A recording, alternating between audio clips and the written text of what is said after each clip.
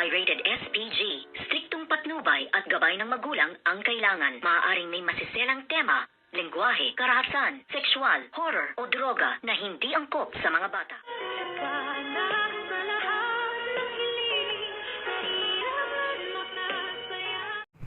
Good morning and welcome sa aking munting channel. Tuluyan na ngang pinalayas ng demunyitang si Moira. Ito ngang si Miss Lynette Santos sa pagkakantin nga nila dito sa Apex Medical Hospital. At dito naman ay sumagot nga at lumalaban itong si Miss Lynette Santos. Ngunit nasabi nga dito nito ngang si demunyitang si Moira na ayon daw sa kanilang kontrata na anytime daw ay pwedeng terminated ang kanilang kontrata, kung kaya't dito naman ay hindi nakakibo agad-agad ito ngang si Miss Lynette Santos. Ngunit humahangos namang dumating ang bruhang si Zoe at sinabi nga dito ng demunyitang si Moira, bakit ganyan ang itsura mo at ano ang nangyari sa'yo? At sinabi nga niya na meron tayong isang malaking problema. Si Tita Nushi ay bumalik na at dito naman ay parang binuhusan ng malamig na tubig nang marinig nga ng demunyitang si Moira ang pangalan nga ni Miss Nushi, ang tunay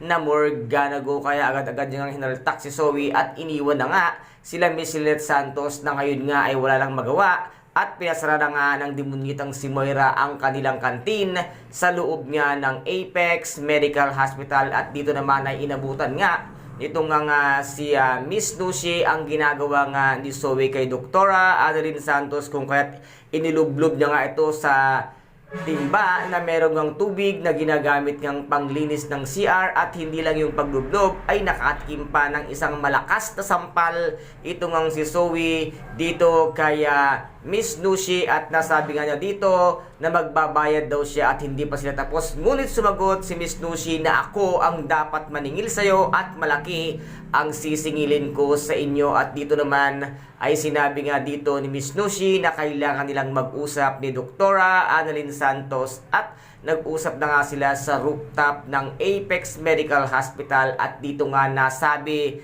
nitong si Miss Nushi na maaaring i-revoke ang pagiging CEO at ang pang-transfer nga ng shares nitong si RJ dito nga kay Zoe. At nasabi nga niyang meron siyang hawak na alas sa mag-inang iyon. At ito naman ang ikinagulat nga ni Dr. Annalyn Santos nang banggitin ni Miss Nushi ang mag-ina. Kaya dito nga ay tutulungan ni Miss Nushi si Dr. Annalyn Santos para mabawi at maibalik sa kanila ang Apex Medical Hospital. Kaya guys, ito po ang ating pakaabangan dito nga sa nalalapit na pagtatapos ng abot kamay na pangarap. At kung nagustuhan po ninyo ang aking videos for today, paki-subscribe na lamang po ng aking channel, paki-like and share para maging update kayo sa lahat ng gagawin kong videos. Maraming salamat po, ingat, God bless and bye-bye!